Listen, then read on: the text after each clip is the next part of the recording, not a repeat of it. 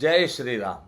आप सभी का हार्दिक स्वागत है मेरे YouTube चैनल के ऊपर में। आज हम बात करेंगे, पूरा भारतवर्ष जो है वो राममय बन चुका है। श्री राम प्रभु से तो अनेकों चीज़ें सीखी जा सकती है, सिखाई जाती है। आज मैं 5 मुद्दे आपके बीच में रखूंगा कि श्री राम भगवान से हम अपने जीवन के अंदर में क्या उतार सकते हैं। मैं हमेशा कहता हूँ दोस्तों, स्पिरिचुअलिटी जो है वो दिखावे में कम, एक्शन में ज़्यादा होनी चाहिए। तो आज कुछ बात करेंगे हम लोग कि क्या 5 मुद्दे जो हम अपने जीवन के अंदर में उतार सकते हैं। दोस्तों नमस्कार, मैं Mukesh Joshi, Indian institute of excellence से आप सभी का हार्दिक स्वागत करता हूं। हर सोमवार को एक वीडियो लेके आपके बीच में उपस्थित होता हूं। आज हम बात करेंगे श्री राम भगवान का। आज अयोध्या के अंदर में आगमन हो चुका है, जिसकी बरसों से पूरा भारतवर्ष बेसब्री से राह देख रहा था। आज वो दिन है। सारे के सारे गांव, सारे के सारे शहर, मोहल्ले सजे हुए नज़र आते हैं। हमारे गांव का एक वीडियो मेरे को भेजा गया था और पूरा गांव जो है वो राम मंदिर तक जो सजाया गया है, जो लाइटिंग वहां पर की गई है, मुझे लगता है कि भारतवर्ष के सारे सारे गांव इस तरह से सज रहे हैं और आज एक दिवाली जैसा माहौल अपने भारतवर्ष के अंदर में आप सबको नज़र आता होगा। चलिए दोस्तों, बात करते हैं कि क्या 5 मुद्दे हम अपने जीवन के अंदर में उतार सकते हैं प्रभु राम के जीवन में से। अगर मेरी चैनल को सब्सक्राइब नहीं किया, सब्सक्राइब जरूर कर लो, बेल बटन जरूर दबाओ ताकि आपको जो है वो नोटिफिकेशन मिले। और अभी करीब करीब 2 लाख सब्सक्राइबर के पास मैं पहुंच रहा हूं।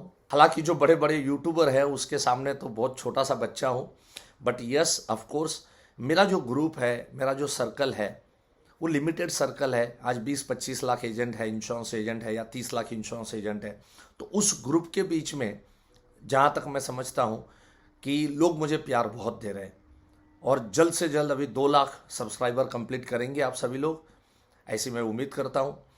चलो 5 मुद्दे आपके बीच में रखता हूँ मैं। दोस्तों एंड तक बने रहिएगा। 5 मुद्दे बहुत इंपॉर्टेंट है और हर मुद्दा आपके जीवन में कुछ न कुछ परिवर्तन जरूर लाएगा। सबसे पहला मुद्दा है वैल्यू, यूनिटी एंड रिलेशनशिप। हमने एकता में, संबंधों में, परिवार के अंदर में बहुत ही प्यार, रिस्पेक्ट, ये सब अपने को करना है। यह सब ग्रीड से परे होना चाहिए, यह सब प्राइड से परे होना चाहिए और ये सब पावर से परे होना चाहिए। सो ग्रीड, पावर, प्राइड, अहम, ईगो, ये सब चीजें आपको इससे दूर लेके जाएगा। जितना हम इससे बच के रहे, मुझे लग रहा है कि एकता जो है वो बनी रहेगी। जहां जहां एकता टूटी है वहां पर आप चेक करना, कहीं ना कहीं पर्सनल लालच, पर्सनल ग्रीड, कहीं ना कहीं पावर, कहीं ना कहीं प्राइड, ये वाले प्रश्न हो सकते हैं। रामायण से ये सबसे बड़ी सीख मिल रही है, everything is for the others. हम कुछ भी करें हम लोगों के लिए करें, उसमें आप त्याग,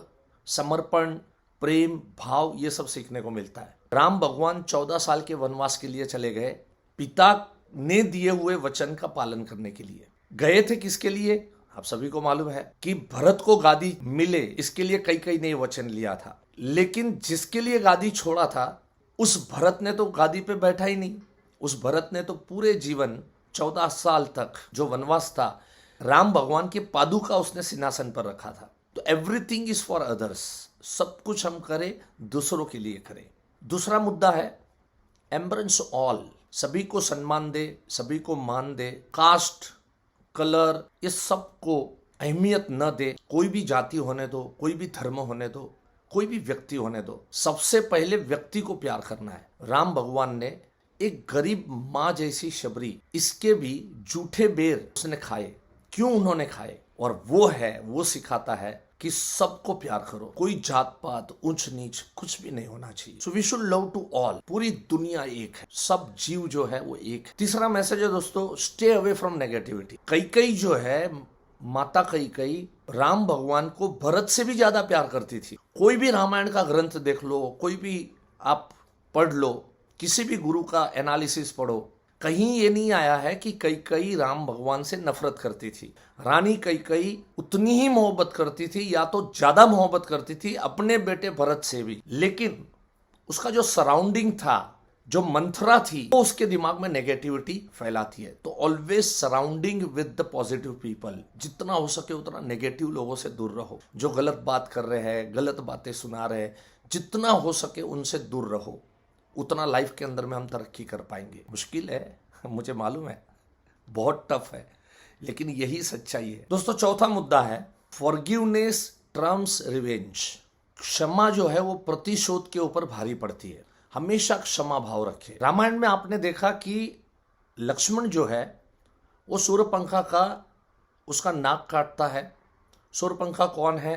तो रावण की बहन है, और वो रिवेंज में आग बबूला हो जाता है, और वो रिवेंज लेने के लिए सीता मैया को उठा के वो लंका में लेके आता है। अगर क्षमा कर दिया होता, बोले कुछ तो गलती मेरी सिस्टर की रही होगी, कुछ तो बहन ने कुछ गलत किया होगा, कुछ तो ऐसे शब्द बोले होंगे जो सामने वाले कैरेक्टर को पसंद नहीं आए होंगे।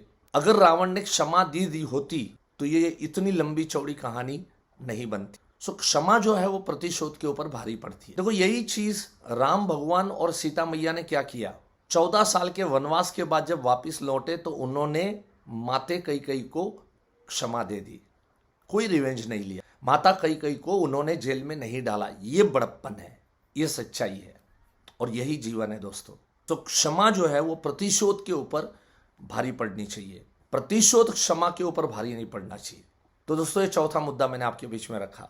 And the most important thing last में वो है victory of good over evil. बुराई पर अच्छाई की जीत। जो बुरा है, जो बुराई कर रहा है, हमेशा अच्छाई की अंत में उसकी जीत होती है, चाहे कोई कुछ भी कर ले।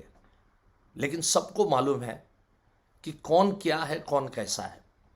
सो हमेशा याद रहे कि बुराई के ऊपर अच्छाई की जीत होती है। राम भगवान ने आखिर में, कितना शक्तिशाली रावण था, कितना पावरफुल रावण था, कितना सैन्य था। राजा राम थे, लेकिन जब वनवास भोगत रहे थे उस समय तो राजा नहीं थे।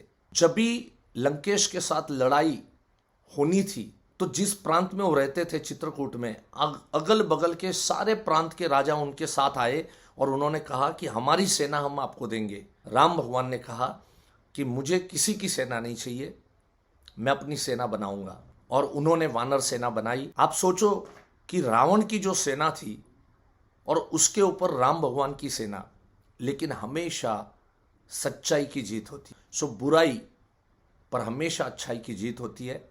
सो बगैर डरे हम अपनी लड़ाई चालू रख सकते हैं अगर हम सच्चे हैं तो दोस्तों, ये 5 मुद्दे आशा करता हूँ आप सभी को पसंद आए होंगे। एंड श्री राम भगवान के जीवन में से कुछ भी हम अगर सीखें और लाइफ में हम आगे बढ़े, तरक्की करें, अल्टीमेटली जो गोल है वो खुश रहना और लोगों को खुश रखना है। तो दोस्तों, आशा करता हूँ आज की वीडियो आपको पसंद आई होंगी। वंस अगेन मैं पूरे भारतवर्ष के जितने भी लोग हैं उन सभी लोगों को, सभी नागरिकों को मैं इस सुवर्ण अवसर के ऊपर में आप सभी को बहुत बहुत बधाई। पिछले सोमवार की जो मेरी वीडियो रही उसमें अनेकों ने बहुत अच्छे फीडबैक दिए, और मैंने आपको कहा था कि मैं कुछ फीडबैक्स जो है वो आप लोगों को यहाँ पर बताऊंगा। यस दोस्तों, मेरा पिछले हफ्ते का जो वीडियो था उसके ऊपर शरद ढाडवे जी ने बहुत अच्छा कमेंट किया है कि कोइंसिडेंस सर, मैंने आपका यह वीडियो लगभग रात को 11:35 को देखा, पर उसके पहले मेरे एक कस्टमर का मुझे कॉल आया था। उनके ओल्ड पॉलिसी को सरेंडर के संदर्भ में पूछ रहे थे, तथा अभी जो पॉलिसी शुरू है उसके संदर्भ में उनको डाउट था, तो पूछताछ कर रहे थे। पहले प्रीमियम कम था, अब अचानक कैसे बढ़ गया, ऐसे बहुत सारे डाउट था। तभी मैंने उनकी बात शांति से सुन ली, कुछ बातें नोट डाउन कर लिए, उसके बाद तो ठीक से समझ लिया, उनकी बात को अच्छे से समझ लिया, पर अगले आधे घंटे के बाद उनके डाउट को क्लियर किया। कस्टमर खुश, आपने जैसे वीडियो में बताया है सब वैसे ही हुआ था। सर, आपकी वाणी इत्र तत्र सर्वत्र है, आपके सुंदर विचार हमेशा हमें काम करने के लिए प्रभावित और प्रोत्साहित करते हैं।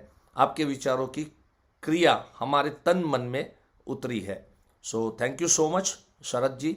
दूसरा एक फीडबैक हमारे एक दोस्त ने दिया है, उनका यहाँ पर जो नाम मुझे नज़र आ रहा है वो है शेखर खान। मैं 18 साल से LIC एजेंट हूँ।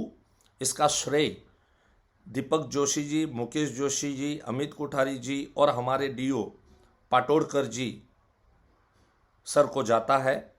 मैंने basic course, rebate course, advance course, combo course किए हैं, बहुत अच्छे एजुकेशन मिले हैं।